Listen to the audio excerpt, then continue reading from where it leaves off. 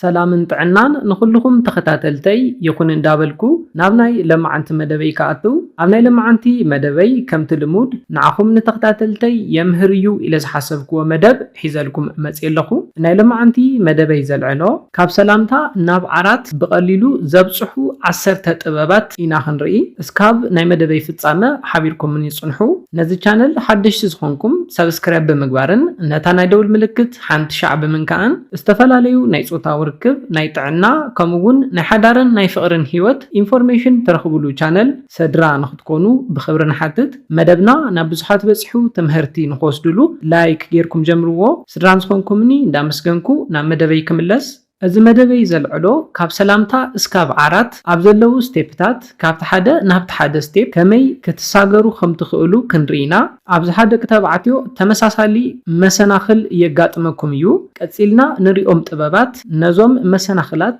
ንምሕላፍ ይሕግዙኩም እዮም እቲ ቀዳማይ ንሪኦ ጥበብ ንደቂ ኣንስትዮ ምቕራብን ዕላል ምጅማርን እዩ ንደቂ ኣንስትዮ ምቅርራብ ክነልዕል እንተለና እተገዳሲ ነገር ኣብ ውሽጥኻ ዝስምዓካ ስምዒት እዩ ንደቂ ኣንስትዮ ንምቅርራብ ዘድልየካ ርግኢልካ ናብኣ ምቕራብን ዕላል ምጅማርን እዩ ኮይኑ ግና ብገናኻ ምሙጋስ ጽቡቕ ከም ዘይኮነ ክትፈልጥ ኣለካ ኮይኑ ግና ንኣብነት ሃይ ጫማኺ ደስ ዝብል ከም ዝኾነ ክነግረክ ደልየ ኢልካ ዕላል ክትጅምር ትኽእል ኢኻ ኮይኑ ግና ብጣዕሚ ለፍላፊ ተዛራቢ እንተኾይንካን ቀልጢፍካ ክትእምናን ትጽዕር እንተኾይንካን ቀልጢፋ ኔጌቲቭ መልሲ ክትህበካ ትኽእል እያ ርግእ ዝበለን ኖርማል ዕላል ንምዕላል ዝኽእል ወድን ምዃን እቲ ዘድልየካ ነገር ዓርሰ እምነት እዩ ስለዝኾነ ኣብ ከምዚ ኩነታት ከመይ ኮንፊደንት ኮይንካ ክትዕልል ከም ትኽእል ክትምሃር ኣለካ ብዙሓት ደቂ ኣንስትዮ ክትረኽብዎን እንከለኹም ዝምችዋ ኮይነን ትረኽብዎን ኢኹም ብፍላይ ድማ ንብዙሕ ግዜ ካብ ደቂ ኣንስትዮ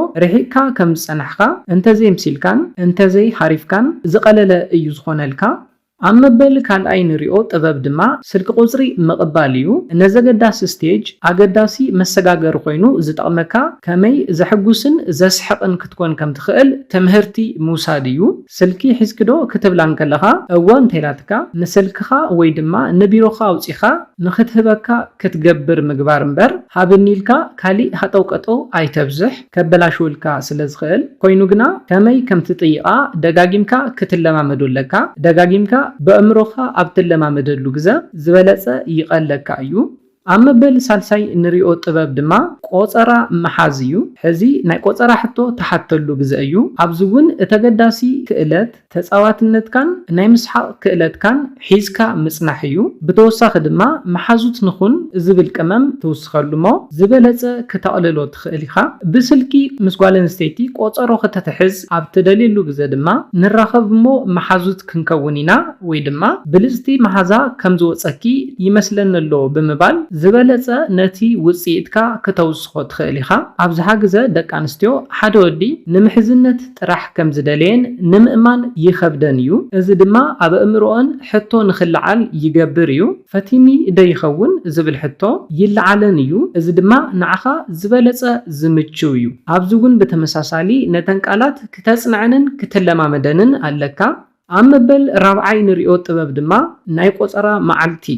ምስ ደቂ ኣንስትዮ ንዝህልወካ ቆፀራ ንምኻድ ኣብ ትዳለወሉ ግዜ ክትገብሮም ዘለካ ኣገደስቲ ነገራት ኣለው ብዝተኻእለካ ዓቕሚ ጽሩይ ይኩን ብዝግባእ ሻወር ምግባር ዶድራንት ምግባር ብፍላይ ድማ ዘጥዕመልካ ክዳን ምግባር ስንኻን መልሓስካን እውን ብዝግባእ ኣጽሪ እቲ ቀዳማይ ቆፀረኹም ንቐጻልነትኩም ዝውስኖ እዩ ኣብ መበል ሓምሻይ ንሪኦ ጥበብ ኢድ ንኢድ ምትሕሓዝ እዩ ንደቂ ኣንስትዮ ቅድሚ ምስዓምካ ንቁሩብ ግዜ ንኢዳ ምሓዝ ዝበለጸ ጥቕሚ ኣለዎ ነዚ ምግባርካ ክትእመን ትኽእል ወዲ ከም ዝኾንካ መርአይ ሜላ እዩ ደቂ ተባዕትዮ ኢድ ንኢድ ምትሕሓዝ ጾታዊ ርክብ ንምፍጻም ከም ምድላይ እንትስምዖም ደቂ ኣንስትዮ ግና ዝበለጸ ምርድዳእ ምትእምማን እየን ዝሪኣሉ ስለዝኾነ ንኢድ ንኢድ ምትሕሓዝ ብዝግባእ እንተፈጺምካ ናብ ምስዕዓም ንምኻድ ዝቐለለ ይገብሮ እዩ እዚ ድማ ከመይ ከም ዝኸውን ክንርኢ ክትምሃርዎም ዝግብኡኹም ጥበባት ካሊ መዓልቲ ክንርኢና ንሎሚ ግና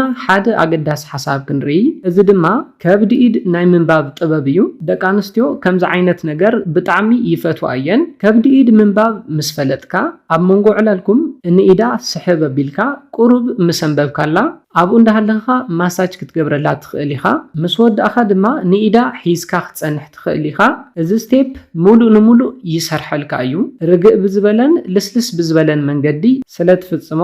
ደስ ዝብል ስቴፕ እዩ ዝኾነላ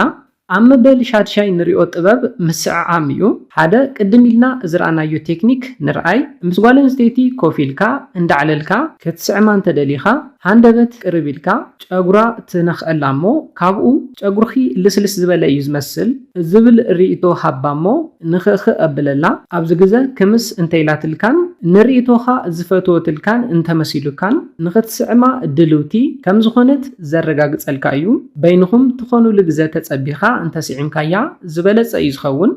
ኣብ መበል ሻውዓይ እንሪኦ ጥበብ ምትእምማን እዩ ብቐሊሉ እንተኣሚናትካን ሓቢራትካ ስለ ዘላ ውሕስነት እንተተሰሚዕዋን ንበይንኹም ብሓደ ንኽትኮኑ ክትስማዕማዕ እያ ንምንም ነገር ምህፃፅ ኣድላይ ኣይኮነን ንኣብነት ንደቂ ኣንስትዮ ክትቆፅረን እንተለኻ ካብ ገዛኻ ፀዊዕን ንኸወስደኻ ግበር እሞ ሻሂ ቡን ኢልኩም ምስ ተመለስኩም ንሰዓትካ ርኢ ኣቢልካ እሺ ንቑሩብ ደቃይቕ ኣቲኺ ክትጫወት ትኽእል ኢኺ በላ እዚ ውፅኢቱ ፍልይ ዝበለ እዩ ምክንያቱ እንታይ እዩ ልክዕ ከኣቱዶ ኢላ ከም ዝሓተተትካ ንኽመስላ ስለትገብር ዘለኻ እዩ ከምዚ ሃፀፅካ መሲሉ ስለ ዝርዳኣ ኣብዝሓ ግዜ እሺ ኢላ ክትኣቱ እያ ብኻሊእ መንገዲ እውን ነዚ ነገር እዚ ክትገብሮ ትኽእል ኢኻ ኣብ ገዛኻ ከተሪኣ ትደልዮ ነገር ከም ዘሎ